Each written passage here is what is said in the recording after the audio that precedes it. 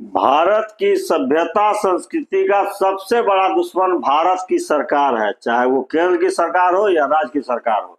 सरकारों ने ही एक कसम ठान लिया है कि हमको देश की सभ्यता और संस्कृति को बर्बाद कर देना है।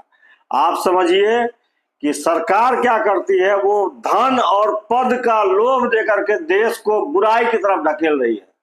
देश की सभ्यता संस्कृति को पैसा का लोभ देकर समाप्त करने पर तुली है।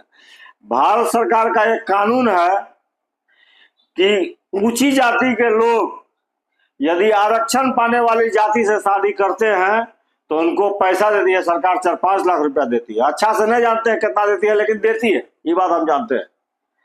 अब इसका क्या मतलब हुआ कि देश की सभ्यता संस्कृति और सनातन परंपरा को समाप्त करना पैसा के बल पर, पैसा का लोभ दे करके। ठीक है, अच्छी है, तुम्हारा पॉलिसी है, अच्छा बात है, लेकिन कोई पॉलिसी हम 1 साल 2 साल 4 साल 5 साल 10 साल तक चला के रखे, लेकिन उसमें कोई लाभ नहीं हुआ।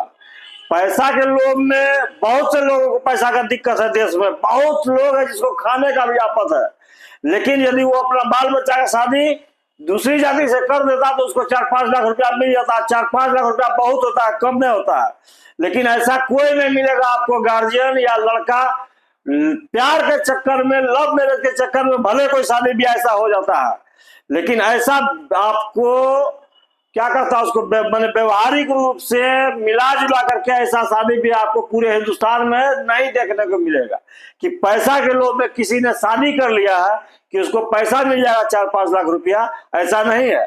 लेकिन फिर भी सरकार इस योजना को प्रोत्साहन दे रही है, बढ़ा रही है। जो योजना तुम्हारा चला नहीं उस योजना को तुम बंद करोगे ना जी। लेकिन सरकार को तो देश का सभ्यता संस्कृति को, यहाँ की सनातन परंपरा को बर्बाद करना है। वो तो कसम खा के बैठी है, वो तो यूरोपीय सभ्यता का अनुसरण कर रही है।